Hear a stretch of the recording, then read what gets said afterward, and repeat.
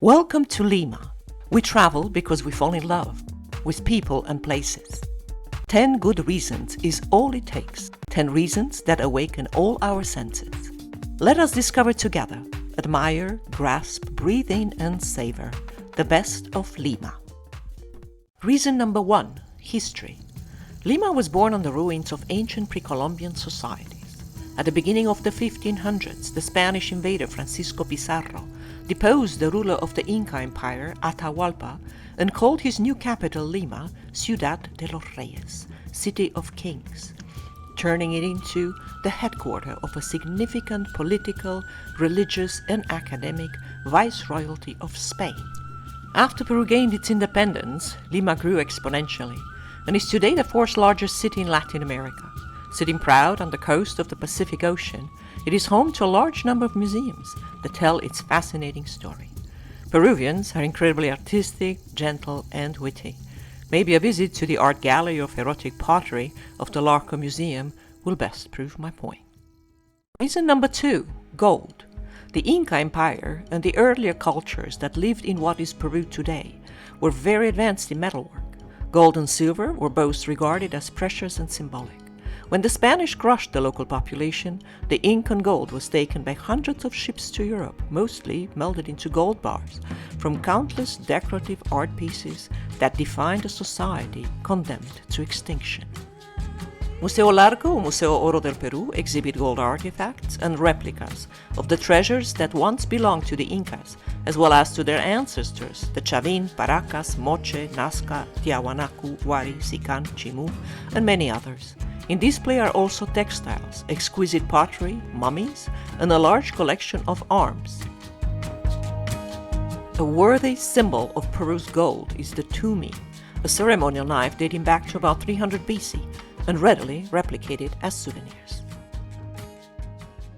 Reason number 3, Lima Vieja.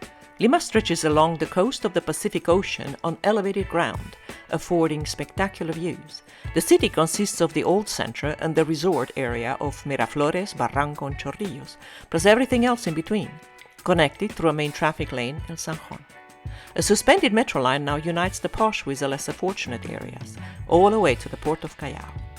The Pueblo Jóvenes, on the hills of Rio Rimac, can only be reached by bus. It is there where Lima's firsts are located, such as La Plaza de Acho, second oldest bull ring in the world, with a capacity of 13,000. Locals call the old part Lima Vieja or Centro de Lima. What impresses the most is the abundance of churches and palaces.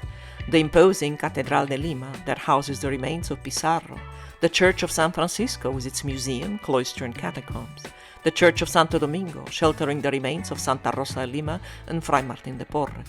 And then there are the palaces, the Presidential Palace and the Palace of the Archbishop, both next to the cathedral, the palaces of Goyeneche and Torre Tagle, and many more. The list never ends. Reason number 4, Barranco.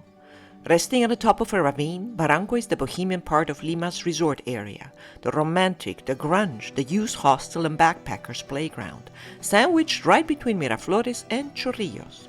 Colorful homes, Baroque museums, art exhibits, giant trees, food fests, crafts markets, bars and clubs, and illustrious residents. It all happens in Barranco. This neighborhood is home to El Puente de los Suspiros, the Bridge of Sighs, a must for a stroll and a drink. Its best kept secret, Barranco is also the hideout of the most quintessential Peruvian entertainment venues called peñas, paying homage to the woman who single-handedly shaped Peru's music with her compositions, Chabuca Granda. Music is part of the Peruvian soul. From the coast to the mountains and to the Amazon, Peruvians play instruments, sing and dance. It is in their blood. Reason number 5, NAZCA.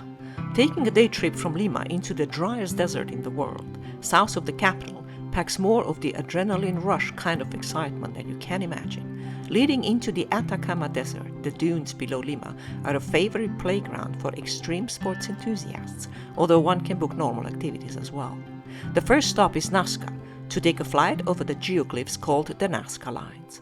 Dating back to as far as Cleopatra's times, or at least before the Vikings invaded England, these seem to be drawn by a giant artist sitting on a cloud. Their mystery still remains partially unresolved, although theories abound. Not far away, life pulsates in abundance. The Paracas National Park and the Ballestas Islands are a marine sanctuary teeming with thousands of sea lions, fur seals, guano birds, tendrils, Humboldt penguins, and more. Your proximity to the town of Pisco is a plus. A Pisco tasting can be easily added to the excitement of the trip.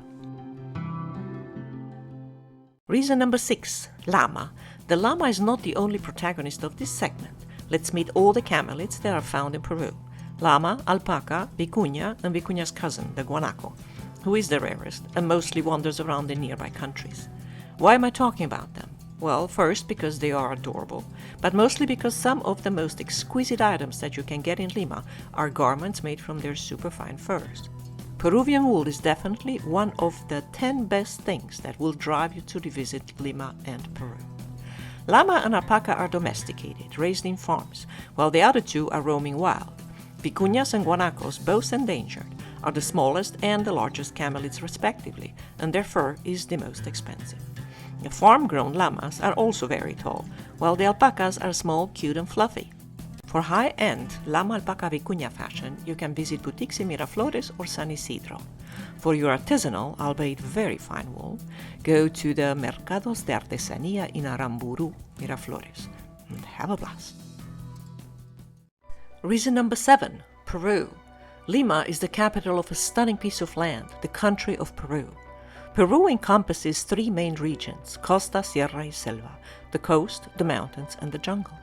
As I once crossed the Andes by truck from the Apurimac River in the Amazon rainforest through Ayacucho all the way to Lima, I went from a tropical jungle via a snowed-in mountain pass called Ticlio at 15,000 feet of altitude, beaten by a blizzard, into the outskirts of the scorching Atacama Desert, all in 24 hours.